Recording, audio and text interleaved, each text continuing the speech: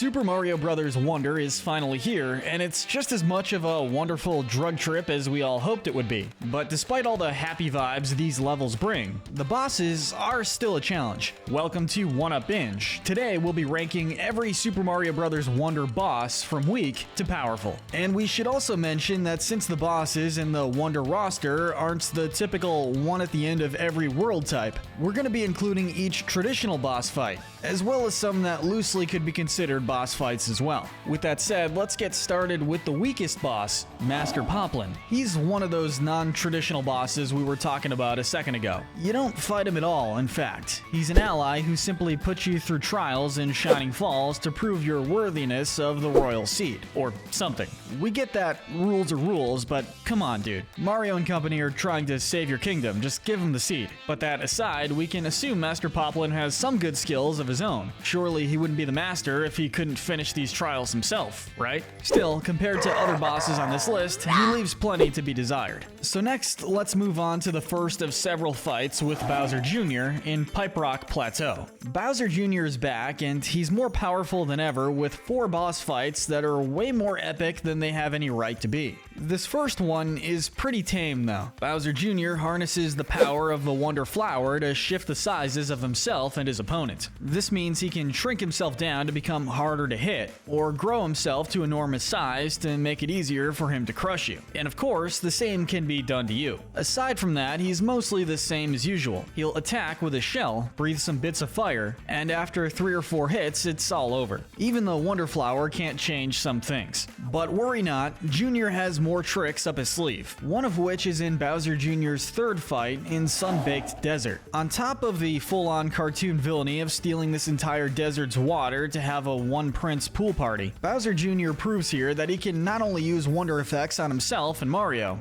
but on the terrain around him. This includes separating the water and air, as well as reversing which is which. It's not too helpful for attacking, but it does give him an edge in terms of keeping Mario and company on their toes, or off their toes, or keeping their toes in the water, whichever he's in the mood for. And he's also got flamethrowers coming out of the floor. Bowser should probably be more careful about what he gives his son for Christmas. And more importantly, why would he have a pool party on top of flamethrowers? And how do flamethrowers still work when they're waterlogged? Though he is a talking turtle dragon, so maybe we shouldn't question this. Moving on. Next up, we've got to give a quick mention to the ghostly with the mostly, King Boo.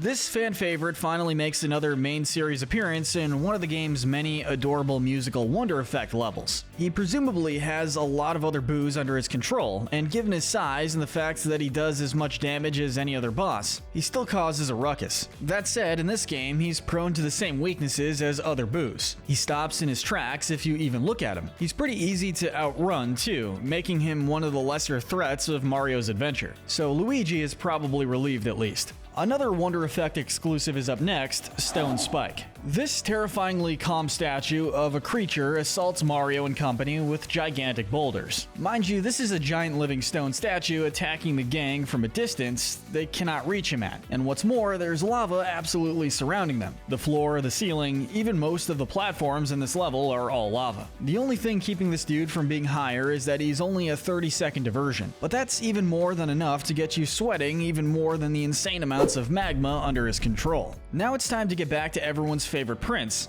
Bowser Jr.'s second fight in the Fluff Puff Peaks. Remember how earlier we mentioned that Bowser Jr. can change the terrain around him? That's still a thing, don't worry. In fact, he can change them to terrains nowhere near where he actually is. And let's not forget his ability to control different segments of the floor to go up and down. This fight proves that Junior can pretty much shape the fight into anything he wants it to be, but he himself will also be affected, from sinking into the honey to slipping on the ice. If he wanted to, he could have easily crushed Mario here. Bear in mind that Junior refers to all his fights with him as playing in this game. If he were serious, Mario might be more than a little low on 1-ups by now. Now, before we get to our final 3, we want to shout out Kamek. If for no other reason than to say that for all this game did amazingly well, we kinda have to give one complaint. I mean, damn it, did they do Kamek dirty? This guy pops up with the power to open vortexes that bring Bowser's newly Wonder-powered battleships to wherever he wants them without even using the Wonder stuff, or at least not doing it visibly. He just casually has interdimensional warping powers. Yet for all his trouble, he's not even given a proper boss fight of his own. He doesn't even get a little level based on him. Shame on you, Bowser. He earned some time in the spotlight, even if he can't play the piano as well as you. Now, the bronze medal of power has to go to Bowser Jr.'s final fight. Can I just say, the way everything turns all shadowy when Bowser Jr. roars and the lava rises up, they may have done Kamek dirty, but Bowser Jr. fans are eating good this game. And this battle definitely reflects that. First of all, control over lava. But in this fight, there's also his ability to make multiple clones of himself, and they're pretty difficult to tell apart in the shadows. He can also give life to some of the pillars around him, which has some terrifying implications. This kid can literally make inanimate objects cater to his every whim, and it makes for a really sick boss fight. Bowser Jr. really got to show off his potential, giving him a proud spot in the top 3 next to his dad. You may be wondering who could get the silver medal of power, but you should be wondering what gets it. And the answer is Bowser's battleships. As mentioned earlier, these battleships are summoned by Kamek throughout the game to deter Mario and company. They're pretty massive, each coming equipped with their own obstacles and enemies. There are bombs, little firework dudes, even flying Mecha Koopas are finally a thing. What really elevates them in terms of power though, is the Wonder Flowers you run into in the game usually help you out a little bit. These levels are huge exceptions. They summon Bowser, who tries to target you with direct hits, while you're already desperately trying to deal with the enemies and perils of the trek already at hand. Their only weaknesses are the extreme large and inconvenient self-destruct buttons. Bowser, please fire whoever is placing these. Okay, let's not feign any suspense. You all knew the gold medal of power was going to the final boss, Bowser's Rage Stage, or Wonder Castle Bowser. Bowser is back in his classic Koopa clown car, and with the Wonder Flower thrown into the mix, he fuses with it, as well as Prince Florian's castle. This results in, a god, basically. You know what they say, if you can't make your own galaxy, become your own galaxy, right? In any case, it takes the power of 6 royal seeds for Mario and gang to even approach Bowser, since he's blocked off by piranha clouds. Not only is this intense power required at the end, but also throughout the rest of the game.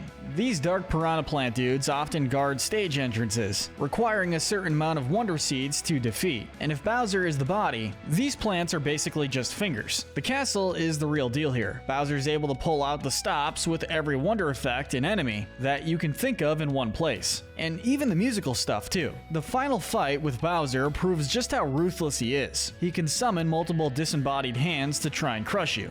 But they do have weak points, right? Well, that doesn't matter when he can call them back at any time. His only weak spot is the bottom of his castle can also cover up that switch underneath, which means that if he was smart, since the hand's weak points are on the palms, he could just cover it up forever and be literally unstoppable. So in conclusion, the real hero isn't Mario. It's whoever keeps thinking it's a good idea to have blatant self-destruct buttons on Bowser's castles.